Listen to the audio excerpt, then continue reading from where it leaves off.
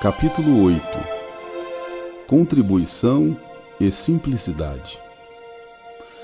Qual o meio prático mais eficaz que tem o homem de se melhorar nesta vida e de resistir à atração do mal? Um sábio da antiguidade vô-lo disse: conhece-te a ti mesmo. Allan Kardec, em O Livro dos Espíritos, pergunta 919. Cada um contribua segundo propôs em seu coração, não com tristeza ou por necessidade, porque Deus ama o que dá com alegria. Paulo, 2 Coríntios, capítulo 9, versículo 7. Proceder ao registro desses casos aqui relatados é extremamente gratificante, o que nos impressiona positivamente quando analisamos o crescimento e a dinâmica que eles vão tomando. Envolvidos nesse clima, encontramos com o querido Arnaldo Rocha na livraria da União Espírita Mineira e, em meio aos calorosos cumprimentos, abraçamo-nos efusivamente. Olá, Arnaldo, como está? Vamos caminhando, resposta rotineira, mas sempre dita com simpatia. Caindo e levantando, mas vamos indo. Havia centenas de livros enfileirados à nossa volta nas estantes da livraria. Esses livros constituíam verdadeiro acervo de luz, esperando que mãos operosas os adquirissem, clarificando assim a jornada futura de cada um. Ao fundo, um clássico musical brindava os acurados ouvidos daqueles que ali adentrassem. Tudo propiciava um belo início de trabalho com o resgate dos velhos e dos novos registros que serão oferecidos aos futuros frequentadores das livrarias espíritas. Envolvidos nessa atmosfera, perguntamos a Arnaldo: Arnaldo, o que você acha da chuva de livros espíritas que tem chegado em nossas livrarias? Falta de estudo da codificação kardeciana e das obras subsidiárias. Esse é o ponto capital desse fenômeno. Como assim? Perguntei. É simples, meu filho, respondeu pesaroso. O número de médiuns que tem se multiplicado e fica parecendo que, em proporção inversa, escasseia-se o número de dirigentes criteriosos no que diz respeito ao trato com os médiuns e com as produções espíritas, ou ditas mediúnicas. Apreciar um belo livro espírita é um prazer indescritível, mas, ao mesmo tempo, é lastimável quando encontramos belas capas de livros com o respaldo da tecnologia avançada, no entanto, com pouco conteúdo literário e ou nenhum doutrinário. Romances que comovem o mais endurecido coração, mas sem apresentarem nenhuma sabedoria espiritual. Ressaltamos que o número crescente de simpatizantes do espiritismo tem tornado as vendagens interessantes para aqueles que estão mais voltados para a lucratividade do que para a causa, muitas vezes com a desculpa da necessidade de manutenção das instituições. Percebemos que beber na fonte das letras espíritas é a necessidade do simpatizante da doutrina. Por isso, temos a obrigação de oferecer o bom caminho. O que não pode ocorrer é o movimento espírita deixar de discutir e trabalhar o assunto. Já existem livros atingindo a marca de dezenas de milhares de exemplares vendidos que apresentam erros doutrinários crassos e que, ao invés de ensinar espiritismo, prestam um desserviço à causa. Após significativa pausa, Arnaldo prosseguiu. Quanto à mediunidade, esta tem se mostrado um verdadeiro barateamento dos dons que podem ser lucificados pelo amor, pela simplicidade e pela lealdade à ética kardeciana.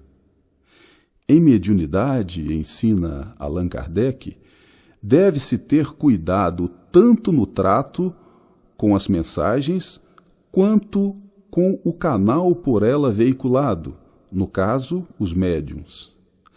Podemos utilizar uma comparação. Maior importância deve ser dada à essência do perfume do que ao frasco que o contém. Mas quando o frasco não é bem preparado, ele pode oferecer resíduos ou mesmo impurezas ao conteúdo que irá transportar. Chico falava muito da conduta irrepreensível da médium Ivone do Amaral Pereira, desde quando seu primeiro livro, Memórias de um Suicida, chegou ao plano terreno por seus condutos psíquicos. Houve, da parte de muitos, segundo se pensou na época, um enorme rigorismo para a edição do livro, cerca de 30 anos. Muito tempo depois, os benfeitores espirituais expuseram que esse critério foi adotado em função da necessidade de amadurecimento do movimento espírita que aconteceu principalmente com a chegada de uma parte da coleção André Luiz, a partir do compêndio Nosso Lar, com as lições profundas legadas por ele.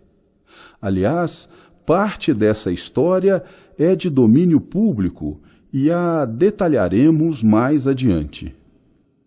Os fatos já conhecidos têm a apresentação da própria e notável médium na introdução do referido livro, cujo respaldo foi dado pelo compilador espiritual Leon Denis, conforme informações constantes do prefácio da segunda edição desta obra. Ainda com referência ao assunto desenvolvido, Arnaldo continuou seus sempre esclarecedores comentários.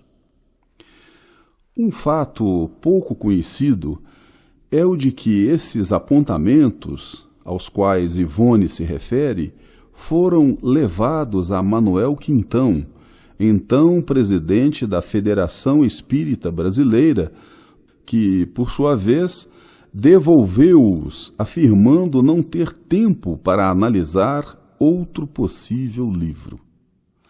A médium, então, buscou auxílio, através da prece, junto ao venerando Leon Denis, já que o mesmo havia afirmado em vida que, após o seu desencarne, gostaria muito de atender aos pedidos endereçados a ele no mundo espiritual. Aliás, foi o próprio Chico quem detalhou a primeira vez em que o seguidor de Allan Kardec se apresentou à médium, a fim de atender às suas preces. Inicialmente, ela não o reconheceu, pois ele se apresentou mais jovial, logo dizendo: "Sou Leon Denis, venho atender às suas preces, oferecendo uma pequena contribuição na análise e adaptações dos escritos que guardas com tanto desvelo." Depois do diálogo, que permaneceu indelével na memória da médium fluminense, uma cena também ficou registrada através da mediunidade clarividente, ou retina psíquica dela. Nessa cena, o notável filósofo recolheu simbolicamente os primeiros apontamentos já escritos do livro e logo em seguida desapareceu da percepção de Ivone, retornando à sua morada espiritual. Após o término do trabalho que o espírito Leon Denis levou a efeito no plano espiritual, ele retornou impoluto com 2 volumes em suas mãos e deixou na escrivaninha do quarto de Ivone apenas o volume revisado e adaptado, conforme o interesse dos benfeitores espirituais. Mais uma vez, vale a pena interrompermos os relatos vivos deste amigo para sempre, para citarmos a narrativa do próprio redator espiritual, Leon Denis, no prefácio da 2ª edição. Belo Horizonte, 4 de abril de 1957. Revisão criteriosa impunha-se nessa obra que há alguns anos me fora confiada para exame e compilação em virtude das tarefas espiritualmente a mim subordinadas, como da ascendência adquirida sobre o instrumento mediúnico ao meu dispor. Filo, todavia, algo extemporaneamente, já que me não fora possível fazê-lo na data oportuna, por motivos afetos mais aos prejuízos das sociedades terrenas contra que o mesmo instrumento se debatia, do que à minha vontade de operário atento no cumprimento do dever. E a revisão se impunha, tanto mais quanto ao transmitir a obra me fora necessário avolumar de tal sorte as vibrações ainda rudes do cérebro mediúnico, operando nele possibilidades psíquicas para a captação das visões indispensáveis ao feito, que, ativadas ao grau máximo que àquele seria possível comportar, tão excitadas se tornaram, que seriam quais catadupas rebeldes, nem sempre obedecendo com facilidade à pressão que lhes fazia, procurando evitar excessos de vocabulário, acúmulos de figuras representativas, os quais somente agora foram suprimidos. Nada se alterou, todavia, na feição doutrinária da obra, como no seu particular caráter revelatório.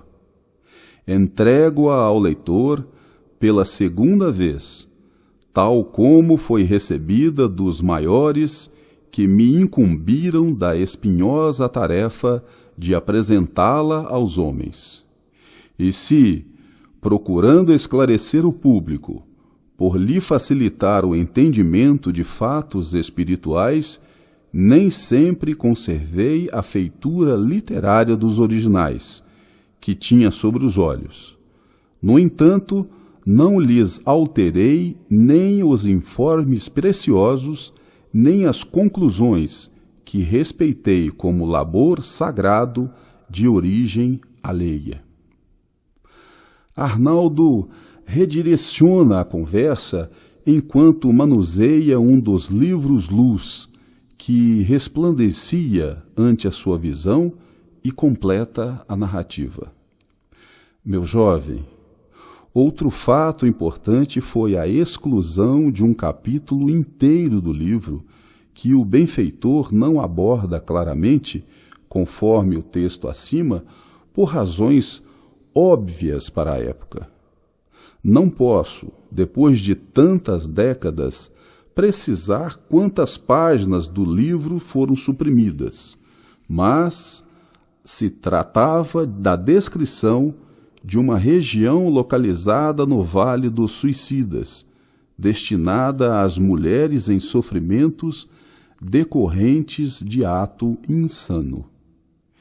em respeito às almas femininas, achou-se por bem não trazer aspectos tão contundentes que poderiam, em vez de esclarecer, oferecer prejuízos e, quiçá, até algum tipo de indução mental para futuras atitudes extremadas por parte das almas ainda incautas e vacilantes, sob determinados problemas do ser, do destino e da dor.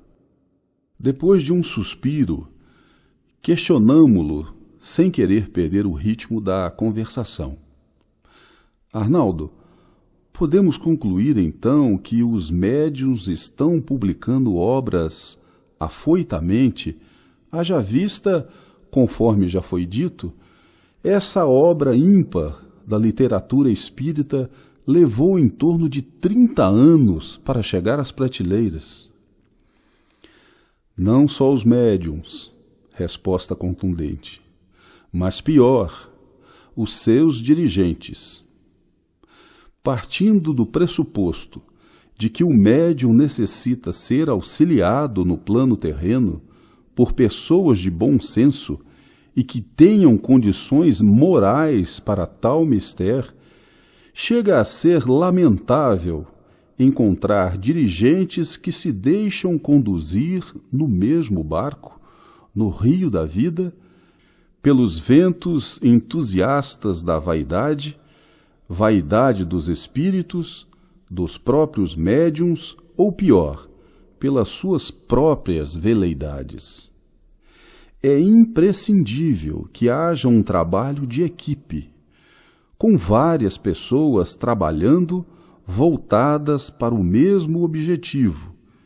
Evitar-se-iam muitos erros doutrinários, profetismos, mensagens apócrifas, revelações advindas apenas de uma fonte, ataques às instituições. Além disso, a ansiedade referente à publicação poderia ser contida a partir do momento em que se tenha um maior cuidado com os fins a que a obra se destina. As mensagens seriam divulgadas em conformidade com as necessidades do movimento espírita como um todo. Vale ressaltar que os médiuns possuem uma predisposição inerente e imprescindível à entrega psíquica, a fim de que as comunicações se façam sem grandes prejuízos. Contudo, essa mesma predisposição pode deixá-los sujeitos a intercorrências de natureza fascinadora, gerando atitudes equivocadas, uma vez que ainda não tenham superado determinados vícios de comportamento. Por isso, o acompanhamento por parte de pessoas amigas e isentas é muito importante. As inteligências superiores do mais alto sugerem uma proposta de trabalho aos encarnados, que eles busquem a vivência evangélica sem transferir responsabilidades para os desencarnados. Acompanhei Chico revisando, sob a tutela de Emmanuel, várias obras que vieram a ser editadas. Chico falava que, no trabalho do livro, não basta psicografar. É necessário que haja revisão, análise doutrinária, critério na escolha da editora, enfim, acompanhamento até o lançamento. Observávamos o cuidado do médium, bem como as orientações que nos passava para que funcionássemos como verdadeiras barreiras físicas e vibratórias na arte final. Sobre a parte editorial, nem precisamos discorrer acerca da equipe que laborava na federação. Também no que tange a essa questão, lembramo-nos agora do livro de Sueli Caldas Schubert, Testemunhos de Chico Xavier, do qual sugerimos a leitura, por conter um material de rara beleza e de um extremado cuidado de escrita e edição, que discorre sobre o processo de revisão pelo qual passavam os livros psicografados pelo Chico. A postura do médium, em todas as tarefas, deve ser, em primeiro lugar, a da humildade, em segundo lugar, a da disciplina, a fim de que os benfeitores encarnados e desencarnados possam sugerir o progresso do trabalho, bem como o do trabalhador. Volto a lembrar Ivone como um grande exemplo para todos os médiuns que buscam ser felizes no seu labor com Jesus.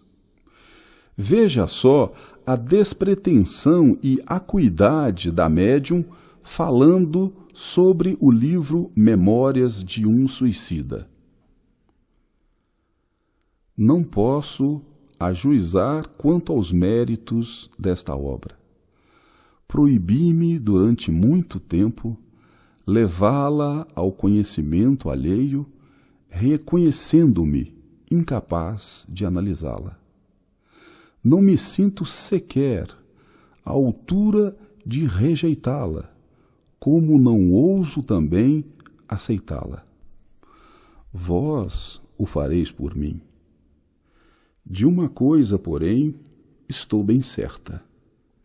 É que estas páginas foram elaboradas, do princípio ao fim, com o máximo respeito à doutrina dos espíritos e sob a invocação sincera do nome sacrossanto do Altíssimo.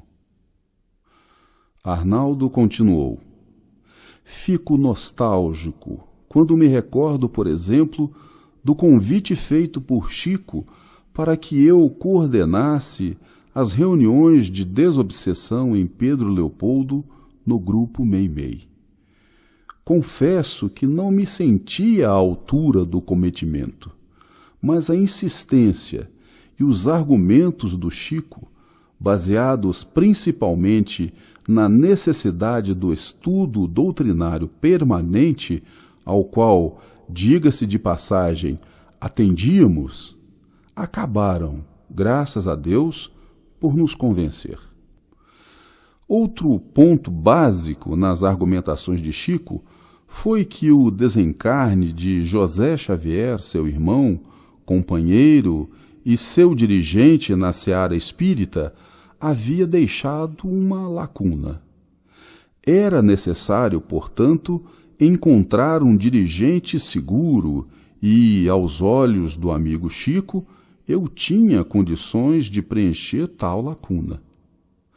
Não relato isso por vaidade, mas pelo simples fato do trabalhador espírita necessitar desenvolver a sua fé raciocinada para poder operar com amor e qualidade nas empreitadas que se lhe descerram, seja como médium, colaborador ou como dirigente. Após pigarrear, Arnaldo continua a narrativa com sobriedade conhecida.